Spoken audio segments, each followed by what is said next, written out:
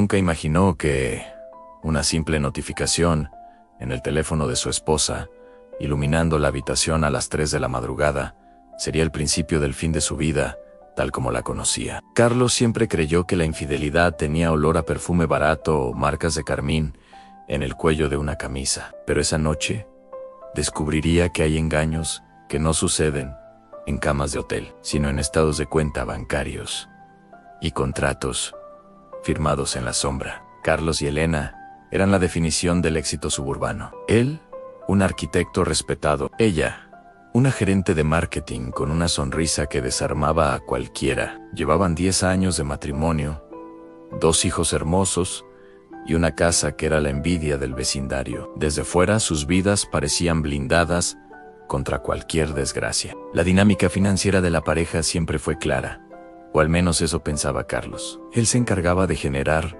los grandes ingresos para las inversiones y el futuro, mientras que Elena, metódica y organizada, administraba los gastos diarios, las cuentas de ahorro y los pagos de la hipoteca. Yo construyo el futuro, tú cuidas el presente, solían decirse con orgullo. Carlos confiaba ciegamente. Nunca pedía las claves del banco. Nunca revisaba el buzón de correo físico, que Elena siempre vaciaba antes de que él llegara del trabajo. ¿Por qué lo haría? En una década, nunca les había faltado nada. Las vacaciones eran puntuales, los coches eran nuevos, y la nevera siempre estaba llena. Pero la realidad financiera es como el agua, si hay una grieta, tarde o temprano, encontrará por dónde salir e inundarlo todo. Aquella noche de martes, el teléfono de Elena vibró insistentemente sobre la mesita de noche. Ella dormía profundamente. Carlos, desvelado por un proyecto de trabajo, lo miró por instinto, pensando que sería una emergencia familiar. La pantalla no mostraba un mensaje de un amante, ni una foto comprometedora. Mostraba algo mucho más frío y aterrador. Era una alerta automática de una aplicación bancaria que Carlos ni siquiera sabía que tenían. El texto era breve y brutal: pago rechazado en saldo insuficiente. Sobregiro actual, $14,5 USD. El corazón de Carlos se detuvo un segundo y luego comenzó a latir con una violencia dolorosa. $14,000 en negativo. Eso debía ser un error, quizás un fraude, un robo de identidad. Con manos temblorosas y sintiendo que violaba la privacidad de su mujer, desbloqueó el teléfono con la clave que compartían en el cumpleaños de su hijo Mayo R. Lo que vio al entrar en la aplicación no fue un error, fue un abismo. No había una sola cuenta, había 5 tarjetas de crédito de bancos que él jamás había pisado. Préstamos personales con tasas de interés depredadoras. Y lo peor, en una línea de crédito rotativa que estaba al tope, utilizada para pagar los intereses de las otras deudas. Carlos sintió una náusea física. Se levantó de la cama, caminando como un sonámbulo hacia el despacho. Necesitaba ver los papeles. Buscó en el archivador, donde supuestamente guardaban los documentos importantes. Todo parecía en orden: los títulos de propiedad, los seguros. Pero al fondo del cajón, pegado con cinta adhesiva en la parte posterior, encontró un sobre manila grueso. Al abrirlo, el aire de la habitación pareció volverse pesado, irrespirable. Eran cartas de agencias de cobranza, notificaciones de embargo preventivo, amenazas legales. Las fechas se remontaban a 3 años atrás. 3 años de mentiras sostenidas cada día, en cada cena, en cada te quiero. Su mente intentaba procesar la información, pero los números no cuadraban. Él ganaba bien, ella ganaba bien. ¿Dónde estaba el dinero? No había yates, ni joyas extravagantes, ni viajes secretos. La traición financiera era un agujero negro que se había tragado su patrimonio, sin dejar rastro visible. De repente, escuchó pasos en el pasillo. Era Elena. Había despertado y notado su ausencia. Carlos se quedó paralizado, con el sobre manila en una mano y el teléfono de ella en la otra. La luz del pasillo encuadró la silueta de su esposa, que se frotaba los ojos con inocencia. Cariño, ¿Qué haces despierto a esta hora?, preguntó ella con voz adormilada. Carlos se giró lentamente. La luz de la luna que entraba por la ventana iluminó su rostro, pálido y desencajado. Elena bajó la mirada y vio lo que él tenía en las manos. Su expresión cambió en una fracción de segundo, pasando del sueño al terror absoluto. «Dime que esto es una broma, Elena», susurró Carlos, su voz quebrándose no por ira, sino por una decepción que calaba hasta los huesos. «Dime que no nos has arruinado». Elena abrió la boca para hablar, para lanzar la primera excusa, el primer mecanismo de defensa. Pero antes de que pudiera pronunciar una palabra, el teléfono de la casa, la línea fija, que casi nunca sonaba, empezó a timbrar estridentemente a las 3:15 a.m. Carlos contestó. Una voz grabada, metálica y fría, dio el golpe de gracia. «Este es un aviso final del Departamento de Ejecuciones Hipotecarias. Tienen 24 horas para desalojar la propiedad». El suelo bajo los pies de Carlos, literalmente, desapareció. El sonido del teléfono colgando resonó como un disparo en el silencio de la madrugada. Carlos miró a Elena, esperando ver a la mujer fuerte y organizada con la que se había casado. En su lugar, vio a una desconocida temblando, acorralada por sus propias mentiras. El concepto de nosotros se desintegró en ese instante. «Lo iba a solucionar, Carlos. Te lo juro. Solo necesitaba un poco más de tiempo», balbuceó ella, las lágrimas comenzando a brotar. Era la frase clásica del adicto, del jugador, del mentiroso compulsivo en tiempo, como si el tiempo pudiera borrar una deuda que ascendía, según los cálculos rápidos que Carlos hacía en su cabeza, a más de $500,000. La mañana siguiente, no hubo desayuno en familia. Carlos mandó a los niños al colegio con una excusa vaga y se sentó frente a Elena en la mesa del comedor. La luz del sol entraba por los ventanales de esa casa que, según la llamada de la madrugada, ya no les pertenecía. Ana exigió la verdad, toda la verdad. La confesión fue un goteo de ácido. Todo había empezado con una mala inversión que ella quiso ocultar para no preocuparlo.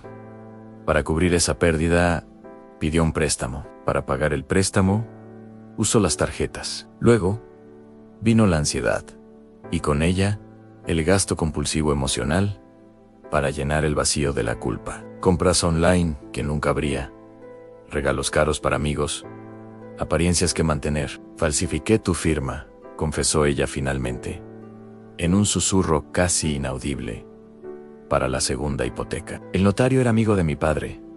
No hizo preguntas». Carlos sintió un zumbido en los oídos.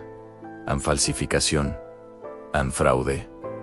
No era solo irresponsabilidad, era un delito. Su propia esposa lo había convertido en cómplice involuntario de su propia ruina. Ese día, Carlos fue a trabajar, pero era un fantasma. En su estudio de arquitectura, miraba los planos de edificios sólidos y estables, sintiendo la ironía de que su propia vida carecía de cimientos. A media mañana, su tarjeta corporativa fue rechazada al intentar pagar el café de un cliente. «Fondos congelados», dijo el cajero.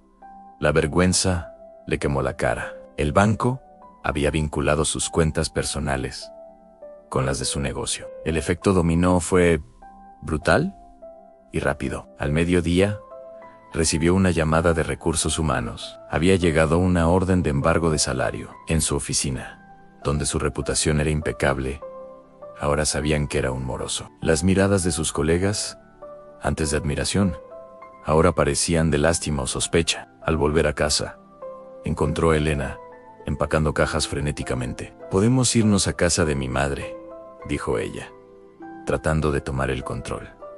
«Alquilamos esto y pagamos». «No hay nada que alquilar, Elena», gritó Carlos, golpeando la mesa, liberando la furia contenida.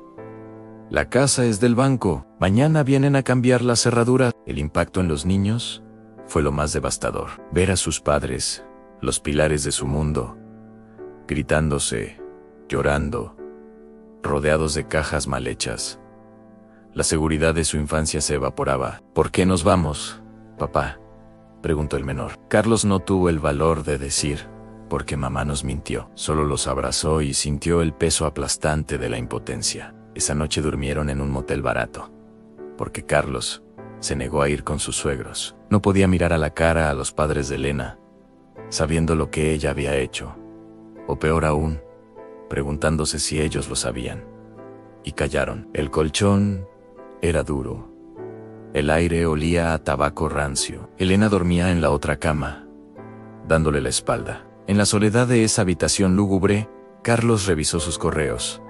Había perdido el acceso a sus ahorros de jubilación. El fondo para la universidad de los niños estaba en cero. Años de trabajo, de madrugadas, de estrés, borrados por la persona en la que más confiaba. La traición financiera duele más que la sexual, porque no solo te rompe el corazón, te quita el techo, la comida y el futuro. La culpa empezó a carcomerlo a él también. Como no se dio cuenta, tan ciego estaba, tan desconectado estaba de su propia vida, que no vio que se estaban hundiendo. La ignorancia financiera no es una defensa, es una condena. Se sintió estúpido, un mero proveedor de recursos que no supo proteger su castillo. Al tercer día, la realidad legal golpeó. Carlos consultó a un abogado.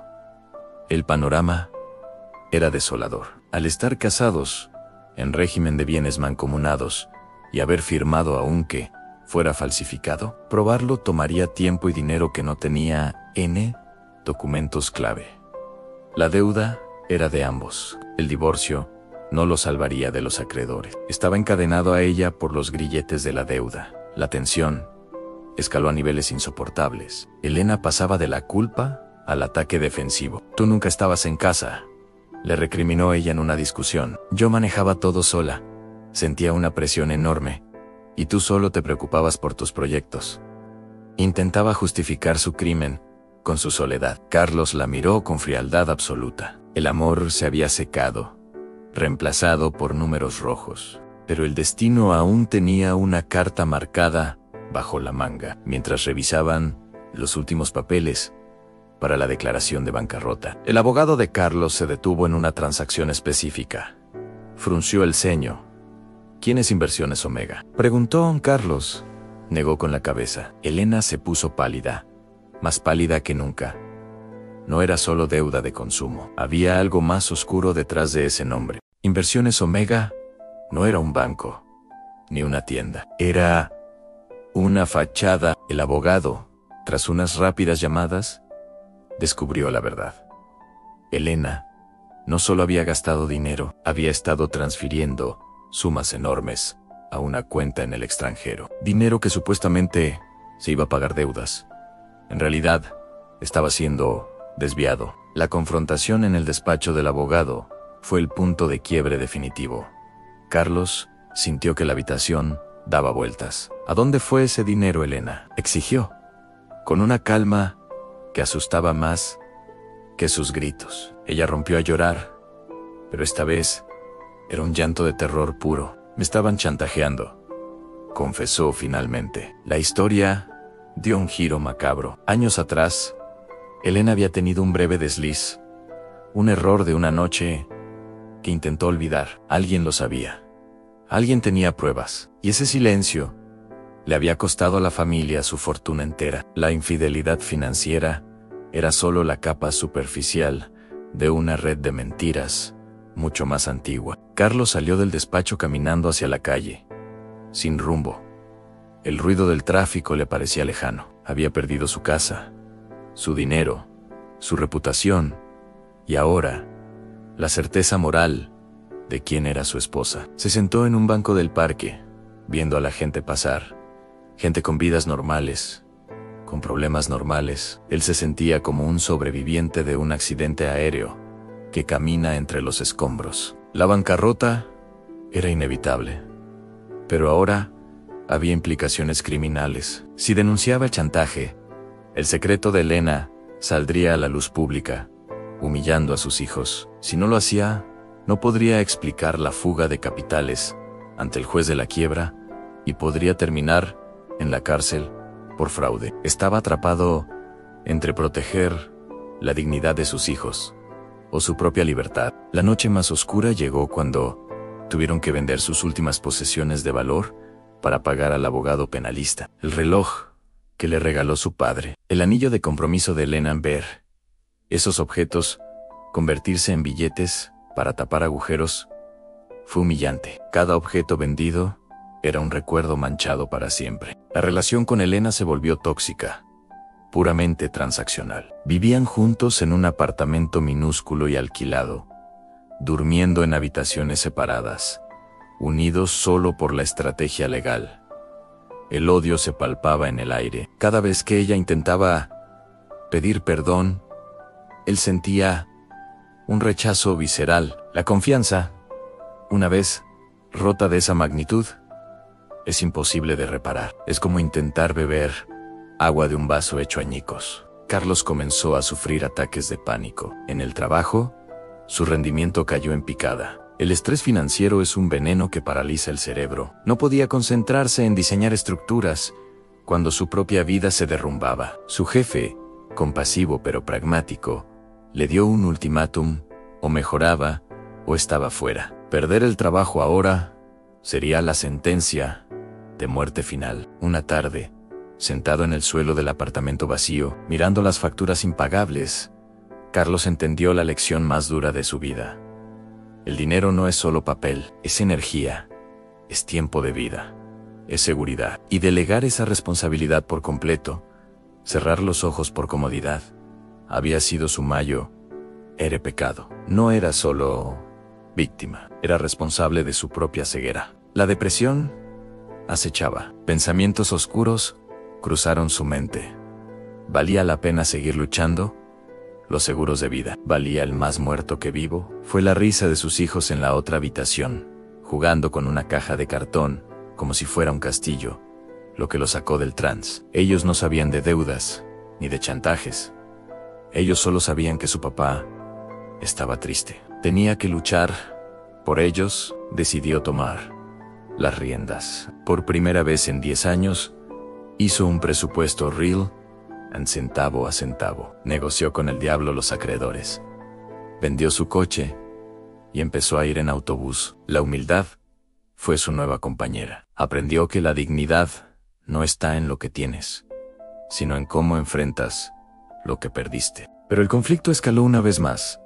Los chantajistas, al ver que el flujo de dinero se detenía, amenazaron con contactar a Carlos directamente. Elena, desesperada, intentó robar dinero de la caja chica de su propio trabajo.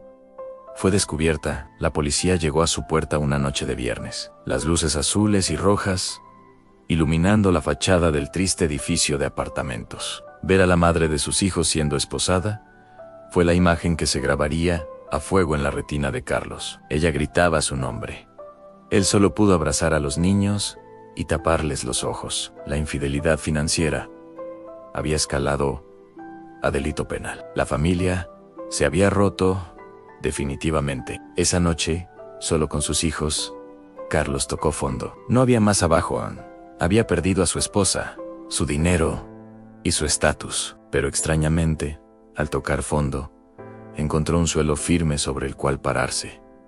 Ya no había más secretos. La verdad, por terrible que fuera, estaba a la vista. Si te está gustando esta historia, por favor suscríbete para ayudarnos a crecer y seguir contando más historias financieras. Los meses siguientes fueron un borrón de juzgados, visitas a la cárcel y terapia familiar. Carlos se divorció. Fue un trámite doloroso, pero necesario, como amputar una extremidad gangrenada para salvar el cuerpo. Asumió la custodia total de los niños, ya que Elena enfrentaba una condena de 2 años por malversación y fraude. La bancarrota se oficializó. Fue una letra escarlata en su historial crediticio, pero también fue un borrón y cuenta nueva. Sin las deudas asfixiantes, aunque sin activos, Carlos pudo respirar por primera vez en años. Se mudaron a un apartamento aún más pequeño, pero se sentía limpio, libre de mentiras. Carlos empezó de cero a los 45 años, sin crédito, sin casa, y con 2 hijos que dependían enteramente de él. Pero tenía algo que no tenía antes: un control absoluto. Cada dólar que entraba era vigilado, asignado y respetado. Enseñó a sus hijos el valor del dinero, no desde la abundancia, sino desde la escasez consciente. Recuperó la pasión por su trabajo, sin la presión de mantener un estatus social falso. Diseñaba con más libertad. Sus jefes notaron el cambio. La creatividad volvió cuando el miedo constante desapareció. Poco a poco, ladrillo a ladrillo, comenzó a reconstruir no solo su patrimonio, sino su autoestima. Visitó a Elena en prisión. Una vez, la vio a través del cristal, sin maquillaje, vestida de gris. Ya no había rabia, solo una profunda tristeza. «Lo siento», dijo ella. Carlos asintió. «Te perdono», respondió él. «No por ti, sino para no cargar con el peso del odio el resto de mi vida. Pero mis finanzas y mi futuro, esos ya no te pertenecen». La lección financiera fue brutal, pero invaluable. Carlos se convirtió en un defensor de la transparencia financiera en las parejas. Empezó a dar charlas pequeñas, contando su historia. El amor es confianza, pero el control es seguridad, repetía. No hay nada menos romántico que una deuda oculta. 5 años después, Carlos logró comprar una casa pequeña. No era la mansión de antes, pero era suya, realmente suya, sin firmas falsas, sin deudas ocultas. El día que le entregaron las llaves, lloró, no por la casa, sino por la paz que sentía al cruzar el umbral. Pero aún faltaba el golpe más duro, o quizás la revelación final. Un día, limpiando cajas viejas que nunca había abierto desde la mudanza, encontró un diario de Elena de los primeros años de matrimonio. Al leerlo, descubrió que su ignorancia no había sido tan inocente. Había señales en cada página, miedos de ella que él ignoró por estar demasiado ocupado trabajando. Entendió que la infidelidad financiera no nace de la noche a la mañana. Se cultiva en el silencio, en la falta de comunicación, en la desconexión emocional. Él no era culpable del delito, pero sí fue cómplice del silencio que lo permitió. Esa noche sentó a sus hijos, ya adolescentes, y les mostró los libros de contabilidad de la casa. Les enseñó cuánto costaba la luz, la comida, el internet. Rompió el tabú del dinero. Nunca dejen que el dinero sea un secreto en sus vidas, les dijo. Es una herramienta, no un dios, y mucho menos un fantasma. Carlos nunca volvió a casarse, pero encontró una pareja con la que vivía en casas separadas. La independencia financiera se convirtió en su religión. Había cicatrices. Si en su historial crediticio, tardaría años más en sanar por completo. Pero era un hombre libre. La historia de Carlos nos enseña que la peor bancarrota no es la del bolsillo, sino la de la confianza. Que delegar ciegamente es un acto de negligencia hacia uno mismo. Y que a veces hay que perderlo todo, absolutamente todo, para descubrir cuánto vales realmente sin un solo centavo en el banco. Hoy, Carlos mira su estado de cuenta cada mañana, no con miedo, sino con gratitud, porque esos números, sean altos o bajos, son reales, y no hay nada más valioso que la verdad. ¿Te identificas con esta historia? Escríbenos en los comentarios. Queremos conocer tu experiencia. La pantalla se va a negro, mientras Carlos apaga la luz de su mesita de noche, la misma donde años atrás brilló aquella notificación maldita, durmiendo por fin en paz.